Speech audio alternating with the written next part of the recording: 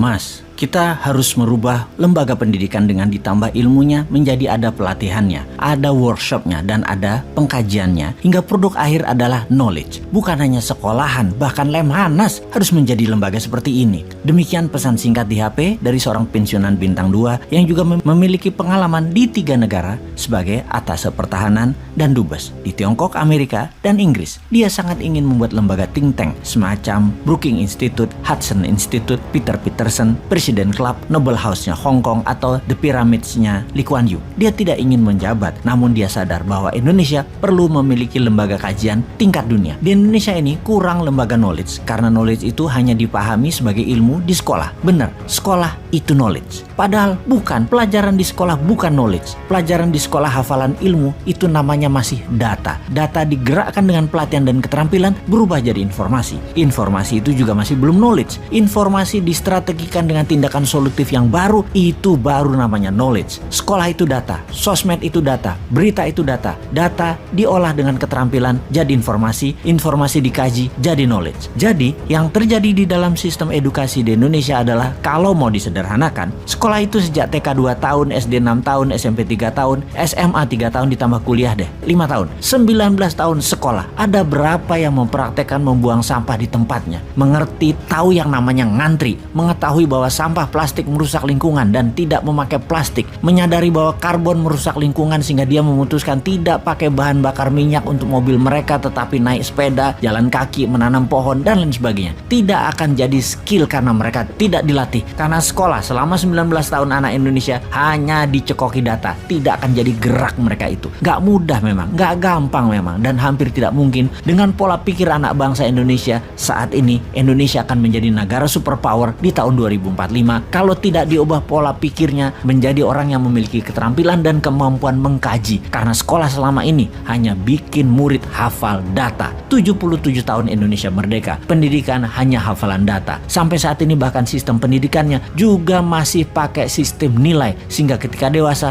yang dikejar hanya nilai dan hidupnya selalu menilai orang lain. Semua dinilai, semua ada angkanya. Bisakah dilakukan sistem pendidikan tanpa nilai dan tanpa PR seperti di negara paling bahagia di dunia, yaitu negara-negara Nordik seperti Swedia, Finlandia, yang semuanya bukan sistem angka penilaiannya, tapi kejujuran dan kata hati atau conscience. Kapan Indonesia menerapkan sistem edukasi berdasarkan kata hati, tindakan, dan pengkajian telaah masalah dengan critical thinking, berilmu? Harus new mind memang yang bertindak nih. Kita buktikan sekarang. Kita melihat sisi pejabat yang sedang berkuasa. Lebih gampang melihat tindak tanduk perilaku mereka karena mereka adalah yang membuat rakyat seperti saat ini, yaitu apatis, tak berhati, dan tidak kritis solutif. Itu ya karena regulasi yang pejabat buat, karena kebijakan yang pejabat buat, dan karena contoh perilaku pejabat-pejabatnya yang didiamkan walau menyalahgunakan jabatan. Seharusnya dalam manusia yang berkesadaran tinggi, kalau salah ya minta maaf atau mundur. Budaya malu tidak ada saat ini, sehingga tidak pernah ada pejabat yang berkuasa minta maaf walaupun salah telak-telak. Di sisi lain, kaum oposisi deh, kalau mengkritik tidak memberi solusi, kalau beda pendapat baperan, mendendam dengan akan membalas nanti ketika berkuasa. Keluhuran budi seperti saat ini mungkin terendah dalam peradaban berbangsa di Indonesia sekarang ini. Keinginan berkuasa dan menumpuk harta masih ada dan tidak berubah selama lebih dari 400 tahun, walau harus melacur diri, menjual harga diri demi harta dan tahta. Belanda dulu tuh ya berkuasa lama karena inlander berkhianat melayani yang punya kuasa dan yang punya harta, dan kali itu penguasanya adalah penjajah Belanda. Lama inlander pejabat ini yang menekan rakyat sesungguhnya. Sungguh bukan Belanda yang menekan rakyat. Orang Belanda mah sedikit di tanah air kita, yang banyak para abdi dalam, penjajah, penjilat yang diberi jabatan, yang memeras rakyatnya sendiri untuk kepentingan Belanda.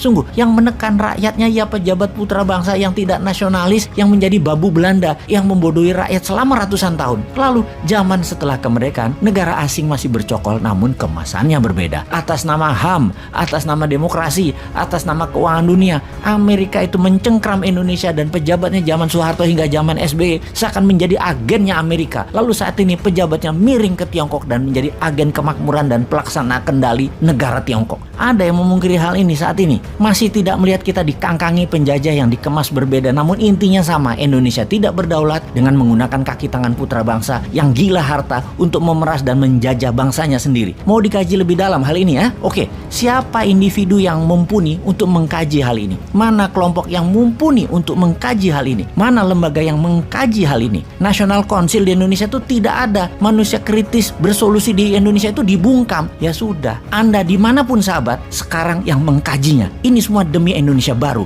demi New Mind.